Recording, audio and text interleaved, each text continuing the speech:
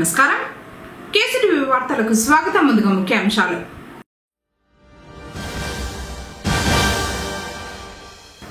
జాతీయ లోక్ అదాలత్లో 63 కేసులు పరిష్కారం వెల్లడించిన న్యాయమూర్తి శిరీష్.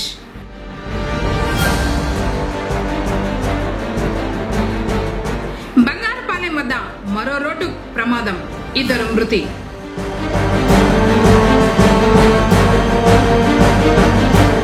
వైభవంగా కొనసాగిన గణేష్ నిమజ్జన వేడుకలు.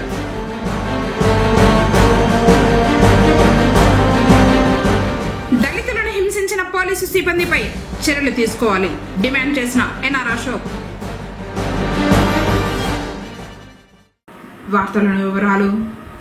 ఎలాంటి కాలయాపన లేకుండా కేసుల సత్వర పరిష్కారానికి చక్కటి వేదిక లోక్ అదాలత్ అని ఇన్ఛార్జ్ న్యాయమూర్తి శిరీష్ తెలిపారు. శనివారం పుంగనూరు పట్టణంలోని కోర్టు ఆవరణంలో జాతీయ లోక్ అదాలత్ ను నిర్వహించారు. మొదట సమావేశం నిర్వహించి లోక్ అదాలత్ ముఖ్య ఉద్దేశం, ఈ కార్యక్రమం ద్వారా కక్షిదారులకు జరుగు మేలు గురించి న్యాయమూర్తులు శిరీష్, ఉమాదేవులు తెలిపారు. ఈ లోక్ అదాలత్ కి ముఖ్య లక్ష్యం ఏంటంటే మనం అందరూ గుర్తుపెట్టుకోవాల్సింది అపీల్ అనేది ఉండదు కాబట్టి ఇదే ఫైనల్ తీర్పు అవుతుంది. కేవలం లోక్ అదాలత్ అంటే ఏంటంటే మనం మామూలుగా అర్థమయ్యేటట్టు చెప్పుకోవాలంటే మన ఊర్లలో ఫలానా రెడ్డి పంచాయతీ చేశాడు, ఫలానా నాయుడు పంచాయతీ చేశాడు, ఊరి పెద్దలు చేస్తూ ఉంటారు.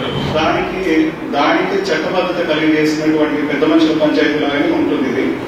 కాకపోతే అక్కడ మన ఊర్లలో పెద్ద మనుషుల ద్వారా చేసుకున్నటువంటి పంచాయతీలో ఏదైతే రాసుకుంటారో దానికి చట్టబద్ధత ఉండకపోవడం వల్ల ఇరు వర్గాల వారు అక్కడ సంబంధించి రాసుకున్నటువంటి ఏవైతే ఉంటాయో ఆ విషయాలు కోర్టులో మీరు దాని మీద కేసు వేసుకోవాలంటే మళ్ళీ ఈ గొడవ ఏదైతే ఉందో దాని మీద నుంచి మొదటి నుంచి కేసు జరుగుతుంది. కానీ ఇక్కడ లోక్ అదాలత్లో ఏంటంటే ఇరు వర్గాల వారికి ఏదైతే రాజీ అవుతారో దాన్ని ఒక తీర్పు రూపంలో రాసి దానికి చట్టబద్ధత ఉంటుంది కాబట్టి దాంట్లో ఇరు వర్గాలు దాంట్లో రాసినటువంటి విషయాల్ని నడుచుకునేటట్టు అవి కట్టుబడి ఉంటాయి కాబట్టి ఆ విధంగా నడుచుకున్నట్టయితే కేవలం దాని మీదనే కోర్టులో ఈ విధంగా రాజీ అయ్యాము, ఈ విధంగా నడుచుకోలేదని చెప్పి కోర్టులో వేసుకోవడం జరుగుతుంది. అంటే డైరెక్ట్ గా ఈపీలు వేసుకోవచ్చు అనమాట. అంటే తీర్పు తదనంతరం ఏదైతే ఉంటుందో డైరెక్ట్ గా అక్కడి నుంచి మొదలవుతుంది. కాబట్టి ఇది కట్టుబడి ఉంటుంది కాబట్టి చట్టబద్ధంగా సంతకాలు పెట్టే ముందర పార్టీలు కక్షిదారు మీ లాయర్లకు సంబంధించిన లాయర్లను కానీ లేదా జడ్జి గారు ఒక్కొక్క కోర్టులో ఒక్కొక్క జడ్జి గారు ఉంటారు. మీరు సంతకం పెట్టే ముందర మీకు ఏదైనా అనుమానం ఉన్నా అపోహలు ఉన్నా అడిగితే కనుక వాళ్ళు క్లియర్ గా ఎక్స్ప్లెయిన్ చేయడం జరుగుతుంది. ఆ తర్వాత మీకు సమ్మతమైతేనే అంటే మీరు చెప్పిందే రాసారా లేదా అని మీకు ఏదైనా అపోహ ఉన్నా క్లారిఫై చేసుకొని సంతకం పెట్టవలసింది. లేదంటే కనుక దాంట్లో ఉన్న విధంగా మీరు నడుచుకోవాల్సి వస్తుంది. ఇది గమనించాలి. ఇది రాజీ చేసుకోవడం వల్ల ఏముందంటే ఇప్పుడు ఈ కేసులో మీ కేసు జరిగి ఉంటే కోర్టులో మీకు క్రిమినల్ కేసు అయి ఉంటాయి, ఎక్విడలను మీకు నేరం రుజువైందనో రుజువలేదనో ఉంటుంది. ఇప్పుడు దీని వల్ల రాజీ పడడం వల్ల మీ కేసు మీరు నిర్ణయించుకునే అవకాశం ఉంటుంది. అంటే ఇందులోని మీ అందరూ కంపల్సరీగా ఎక్విడలే వస్తుంది కనుక కన్విక్షన్స్ అనేది ఉండదు. మీకున్న సత్సంబంధాలన్నీ అలాగే కొనసాగుతాయి. అలాగే సివిల్ కేసు విషయానికి వచ్చేసరికి ఇద్దరు రాజీ పడడం వల్ల ఒకరు కేసు పోవడం మళ్ళీ దాని మీద అప్పీలు ఎటువంటిది లేకుండా మీ కాలం అండ్ మీ సమయము మీ యొక్క డబ్బు అంతా కూడా మీకు సేవ్ అవుతుంది. ఈ విధంగా ఉపయోగించుకొని మీరు ఎక్కువ కేసులు రాజీ చేసుకుంటారని కోరుకుంటున్నాను. ఈ అవకాశం ముఖ్యంగా ఈరోజు సమావేశం కానీ మీటింగ్ జరుగుతుంది. ఎందుకంటే ఈ యొక్క సుప్రీంకోర్టు ఆదేశాల మేరకు ఈ సత్వర న్యాయం చేయాలనే ఉద్దేశంతో ప్రతి ఒక్క కక్షిదారికి సత్వర న్యాయం చేయాలనే సదుద్దేశంతో ఈ యొక్క మెగా అదాలతులు లోక్ అదాలతులు నిర్వహించడం జరుగుతాం. ఈ యొక్క లోక్ అదాలతుల వల్ల ఏమవుతుందంటే మీరు కూర్చొని మాట్లాడుకొని అవకాశాలను కల్పిస్తూ అందులో లాయర్లు కానీ జడ్జెస్ కానీ అంత కూర్చొని మాట్లాడి మీకు సత్వర న్యాయం చేయడం కానీ మీలో ఉండేటువంటి అపోహలు కానీ అవి తొలగించి మీకు గల చిన్నపాటి విభేదాలను తొలగించి రాజీ ద్వారా సత్వరం కేసులు పరిష్కరించుకొని మీరు బాగుంటారని సదుద్దేశంతో యొక్క సమావేశాలు కానీ ఈ యొక్క నేషనల్ లోక్ అదాలత్ ఈరోజు ఈ యొక్క నేషనల్ లోక్ అదాలత్ మీరు సద్వినియోగం చేసుకొని మీ యొక్క కేసులు త్వరితగతిన పరిష్కరించుకోవాలని ఆశిస్తూ ఈరోజు ఈ యొక్క లోక్ అదాలత్ కార్యక్రమంలో న్యాయవాదుల సంఘ అధ్యక్షులు ఆకుల చెన్నకేశవులు, న్యాయవాదులు, కక్షిదారులు పాల్గొన్నారు. ఉదయం నుండి సాయంత్రం వరకు రాజుకి అనువైన 63 కేసులను పరిష్కరించారు. పొంగనూరు మున్సిపల్ పరిధిలోని బెస్త వీధిలో గజానన యూత్ ఆధ్వర్యంలో శనివారం మధ్యాహ్నం అన్నదాన కార్యక్రమాన్ని నిర్వహించారు. ఈ సందర్భంగా మొదట విఘ్నేశ్వరునికి ప్రత్యేక పూజలు చేసి నైవేద్యం సమర్పించిన తర్వాత అన్నదానం ప్రారంభించారు. గత 40 సంవత్సరాలుగా అందరి సహకారంతో వినాయక చవితి ఉత్సవాలు నిర్వహిస్తూ వస్తున్నట్లు తెలిపారు. కార్యక్రమంలో వీధి వాసులు, భక్తులు అధిక సంఖ్యలో పాల్గొన్నారు.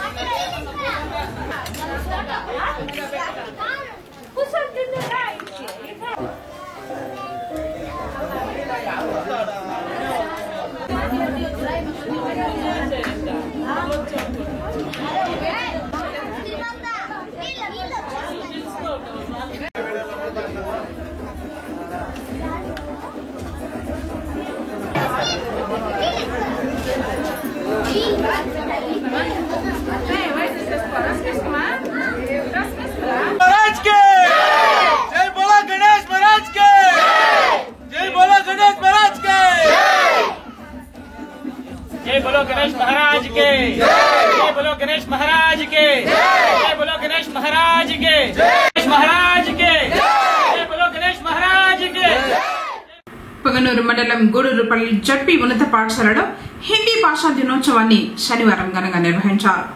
పాఠశాలలో హిందీ ఉపాధ్యాయుడు రాజేష్ ఆధ్వర్యంలో గాంధీ చిత్రపటానికి పూలమాలలు వేసి నివాళులర్పించారు. విద్యార్థులకు హిందీ భాష ప్రాముఖ్యతను తెలియజేసేలా కళాకృతులను తయారు చేశారు.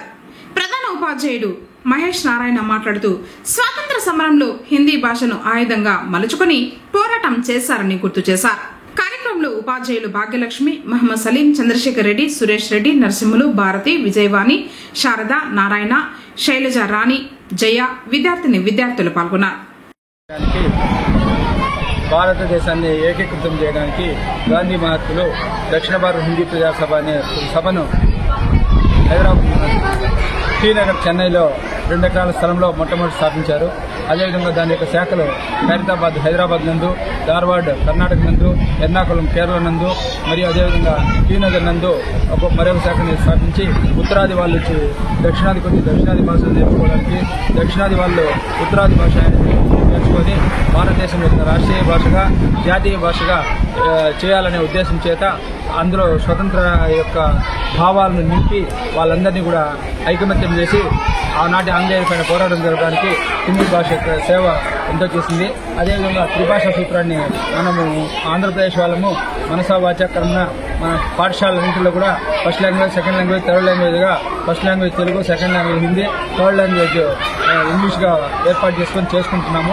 ఈ విధంగా చేసినప్పుడు పిల్లలందరిలో కూడా ఐకమత్య భావము, ఒకరికొక భావాల్లో హిందీ ప్రాంతం యొక్క భావాలను బాగా అర్థం చేసుకుని ఆ భాష అనేది భావాన్ని వ్యక్తీకరించడానికి ఒక గొప్ప సాధనం అనే విషయాన్ని మనం తెలియజేసుకుంటూ, ఇది మన భారతదేశం యొక్క రాష్ట్రీయ భాష. రాష్ట్రీయ భాష అంటే అర్థం ఏంటంటే మనం గవర్నమెంట్ యొక్క పనులన్నీ కూడా ఏ భాషలో అయితే జరుగుతాయో ఆ భాషని మనం రాజభాష అని పిలుస్తాము. మనం హిందీ భాషను నేర్చుకున్న తర్వాత మనం ఏం చేయొచ్చు అంటే మన భారతదేశంలో ఉన్నటువంటి ఏ ప్రాంతంలో అయినా మనం వెళ్ళొచ్చు. అక్కడ ఉన్నటువంటి ప్రజలతో మనం మాట్లాడచ్చు. అదేవిధంగా అక్కడ ఉన్నటువంటి ప్రజలతో మనం మమేకమైందే అక్కడ మనం మన యొక్క జీవితాన్ని కొనసాగించవచ్చు. ఇలాంటి గొప్ప భాష అనేది ఏదో అంటే హిందీ భాష. भारत स्वतंत्र संग्राम में भारत लोगों को एकत्रित होने के हिंदी भाषा उपयोग करते थे. वर्तमान और भविष्य में सामने रखकर हिंदी ने भारतीय संविधान में 1949 में राजभाषा के रूप में गौरवान्वित किया. గత వైసీపీ ప్రభుత్వం హయాంలో ఏర్పాటు చేసిన స్పెషల్ ఎన్ఫోర్స్మెంట్ బ్యూరోను ప్రొహిబిషన్ ఎక్సైజ్ శాఖలో విలీనం చేస్తూ కూటమి ప్రభుత్వం ఉత్తర్వులు జారీ చేసింది. దీంతో ఆ శాఖ అధికారులు, సిబ్బంది హర్షం వ్యక్తం చేస్తున్నారు.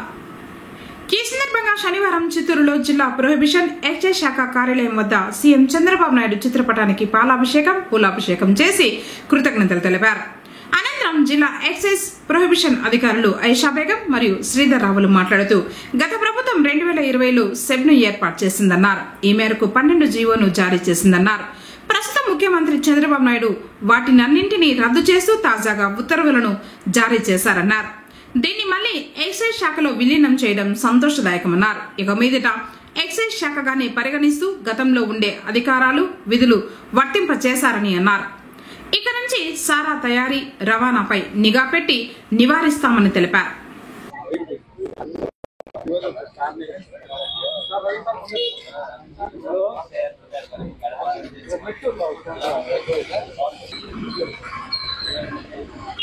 బాబు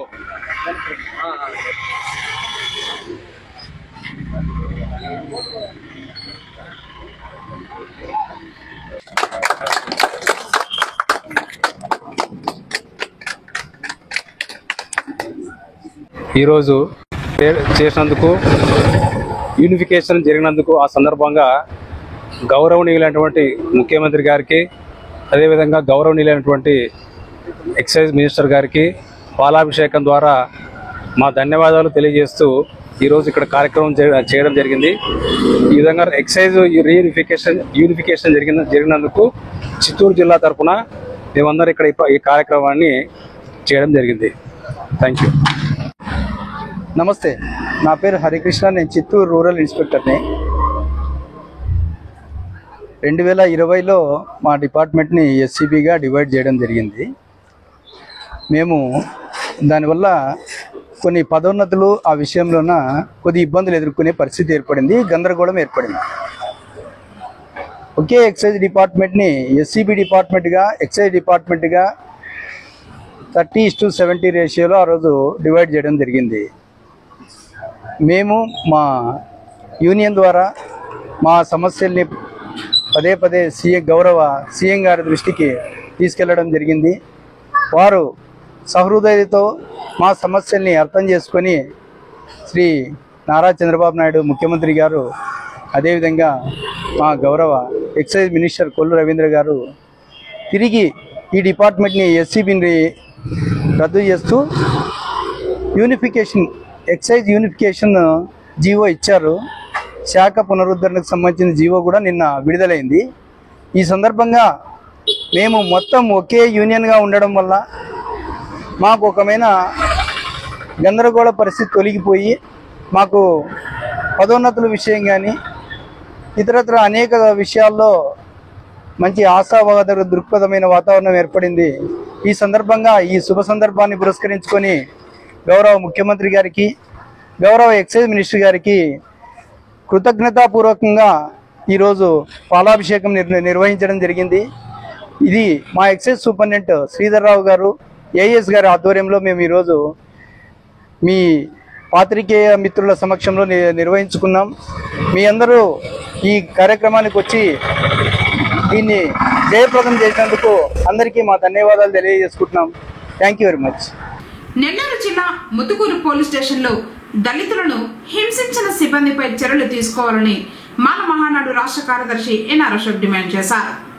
శనివారం పొంగనూరులో ఆయన మాట్లాడుతూ ఇరు వర్గాల ఘర్షణలో ఒక వర్గం దగ్గరే ఫిర్యాదు స్వీకరించి ఎస్సీలకు చెందిన ఫిర్యాదును స్వీకరించకపోవడం దారుణమన్నారు.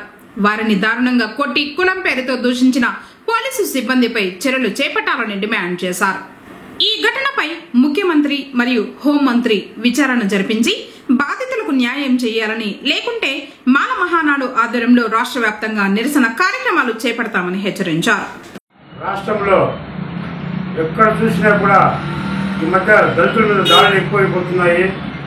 దీనిపైన ముఖ్యమంత్రి చంద్రబాబు నాయుడు గారు అయితే చాలా స్ట్రిక్ట్గా ఉన్నారు. ఎవరు కూడా తప్పు చేయొద్దండి, మంత్రులు కానీ, ఎమ్మెల్యే కానీ, అధికారులు కూడా ఆయన అయితే నిజాయితీగా ఉన్నారు. కానీ కింది స్థాయి అధికారులు కానీ, పోలీసు వారు కానీ వాళ్ళ ద్వారంలో ఎంత మాత్రం మార్పు తీసుకోకుండా అలాగే ప్రవర్తిస్తున్నారు. గౌరవనీయ ముఖ్యమంత్రి గారు ఒకటే కోరుతున్నాం, చంద్రబాబు నాయుడు గారు ఉంటే పాలన బాగుంటుంది, రాష్ట్రం బాగుపడుతుందని అందరూ కూడా ఓట్లేసి గెలిపించారు. మీరు కూడా ఇలాంటి అధికారులపైన దృష్టి సారించి భవిష్యత్తులో మరలా కూడా ఇలాంటి ఘటనలు జరగకుండా వాళ్ళ మీద కఠినమైన చర్యలు తీసుకోవాలని కూడా ముఖ్యమంత్రి గారికి కోరుకుంటున్నాము. ఈ రాష్ట్రంలో ఉన్న దళితులందరినీ కూడా రక్షించే బాధ్యత మీ పైన ఉంది కాబట్టి వీటి చేతులు జోడించి నమస్కరించి తెలియజేసుకుంటున్నాం. దయచేసి దళితుల పట్ల జరిగే ఈ ఘటనల్ని సీరియస్గా తీసుకోవాలని తెలియజేసుకుంటూ ఎవరైతే ఈ ఘటనకి పాల్పడ్డారో ఎస్ఐని, కానిస్టేబుల్ని, సంబంధిత సిఐ గారి మీద కూడా చట్టపరమైన చర్యలు తీసుకొని వాళ్ళని సస్పెండ్ చేస్తుందిగా మాలమాల తరఫున కోరుకుంటున్నాం. జై భీమ్. చిత్తూరు జిల్లా బంగారుపాలెం నుంచి అరకొండకు వెళ్లే దారిలో ఫ్లైఓవర్ పై శనివారం ఉదయం ఘోర రోడ్డు ప్రమాదం జరిగింది. టైరు పేలి కారు పల్టీలు కొట్టగా అందులోని 2 దుర్మరణం చెందారు. మరో 7 మందికి గాయాలైనట్లు సమాచారం. స్థానికుల సమాచారం మేరకు పోలీసులు సంఘటనా స్థలానికి చేరుకుని క్షతగాత్రులను ఆసుపత్రికి తరలిస్తున్నారు. మరికొంత సమాచారం తెలియాల్సి ఉంది.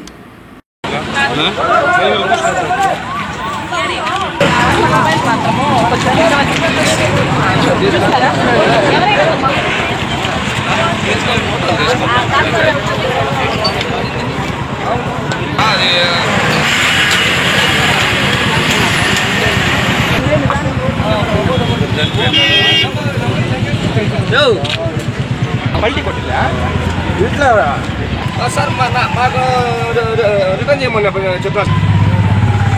మొగ్గుల్లో సార్ 7 మంది చనిపోయినా చూడండి సార్.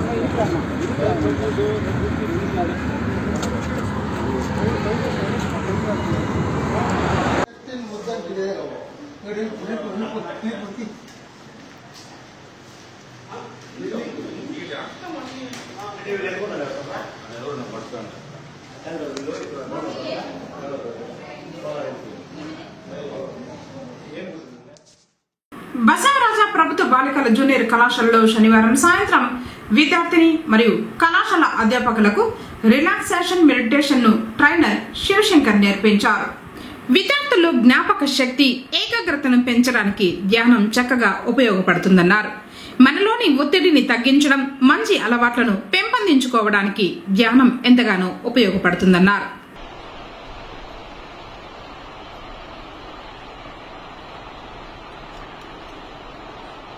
మీ ముఖంలోని కండరాలు, నుదురు, కళ్ళు, ముక్కు, చెవులు, పెదవులు, దవడలు మొత్తం హాయిగా ఉన్నట్లు అనుభూతి పొందండి. మీ శిరస్సు పైభాగం వరకు మొత్తం హాయిగా ఉన్నట్లుగా, విశ్రాంతిగా ఉన్నట్లుగా అనుభూతి పొందండి.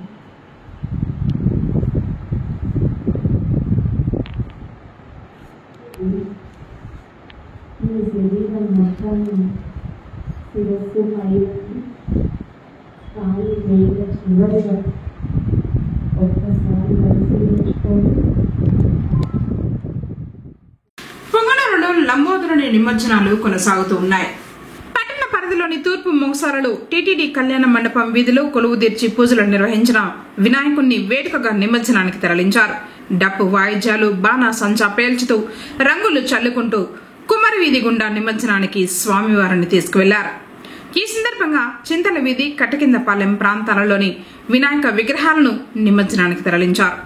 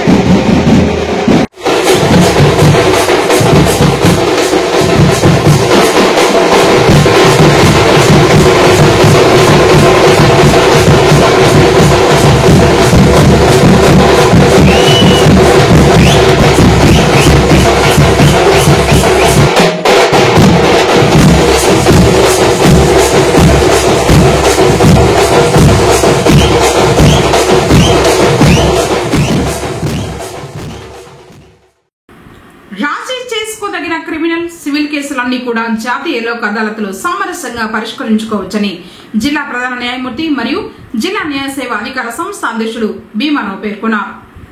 శనివారం ఉదయం జిల్లా కోర్టు నందు జిల్లా న్యాయ సేవ అధికార సంస్థ కార్యదర్శి వెన్నెల, 1వ అదనపు జిల్లా జడ్జి రమేష్, బార్ అసోసియేషన్ అధ్యక్షులు రాజేందర్ రెడ్డి, కార్యదర్శి అశోక్ యాదవ్లతో కలిసి జిల్లా కోర్టు నందు నిర్వహించే జాతీయ లోక్ అదాలత్ కార్యక్రమంలో ముఖ్య అతిథిగా పాల్గొన్నారు. ఈ సందర్భంగా జిల్లా ప్రధాన న్యాయమూర్తి మాట్లాడుతూ భారత సుప్రీంకోర్టు న్యాయ సేవ అధికార సంస్థ మరియు రాష్ట్ర న్యాయ సేవ అధికార సంస్థ ఆదేశాల మేరకు జిల్లాలో జాతీయ లోక్ అదాలత్ ను నిర్వహించడం జరిగిందని తెలిపారు. మన దేశంలో కుటుంబ వ్యవస్థకు ఎంతో ప్రాధాన్యత కలదని, ఏ బంధానికైనా నమ్మకమే ప్రధానమని, చిన్న చిన్న గొడవలను ఓర్పుతో పరిష్కరించుకోవాలే తప్ప కోర్టు వరకు రాకుండా జిల్లా న్యాయ సేవ అధికార సంస్థ మరియు మండల న్యాయ సేవ అధికార సంస్థ వద్ద పరిష్కరించుకోవచ్చని తెలిపారు. ప్రతి సమస్యకు పరిష్కారం ఉంటుందని, జాతీయ లోక్ అదాలత్లో రాజీ పడదగ్గ క్రిమినల్ కేసులు, సివిల్, భూ తగాదాలు, మోటార్ వాహనాల కేసులు, చెక్ బౌన్స్ కేసులు, ఈపీ, డీవీసీ, ఎంసీ, బ్యాంక్ కేసులు, బిఎస్ఎన్ఎల్, పిఎల్పి మొదలగు కేసులను పరిష్కరించుకోవచ్చని తెలిపారు. ఈ జాతీయ లోక్ అదాలత్ కు గాను ముందస్తుగా జిల్లా వ్యాప్తంగా 9259 కేసులను గుర్తించడం జరిగిందని తెలిపారు. లోక్ అదాలత్ లో న్యాయమూర్తులు, న్యాయవాదులు, రెవెన్యూ, పోలీస్, బ్యాంక్ అధికారులు, చిట్ ఫండ్ కంపెనీలు, బీమా సంస్థ ప్రతినిధులు, కక్షిదారులు పాల్గొని జిల్లాలో ఎక్కువ కేసులు పరిష్కరించి చిత్తూరు జిల్లాను రాష్ట్ర స్థాయిలో మొదటి స్థానంలో ఉండేలా సహకరించాలని సూచించారు. వార్తలు ముగించే ముందు ముఖ్యాంశాలు మరోసారి.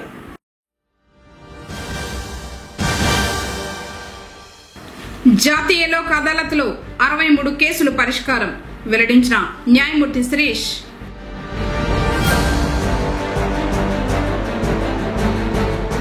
బంగారుపాలెం వద్ద మరో రోడ్డు ప్రమాదం, 2 మృతి.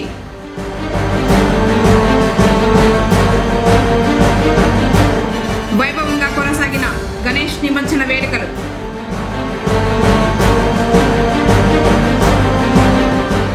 దళితులను హింసించిన పోలీసు సిబ్బందిపై చర్యలు తీసుకోవాలి డిమాండ్ చేసిన ఎన్ఆర్ అశోక్. తిరిగి కేసీటీవీ వార్తలతో మళ్ళీ కలుసుకుందాం. అందరికోసం నమస్కారం.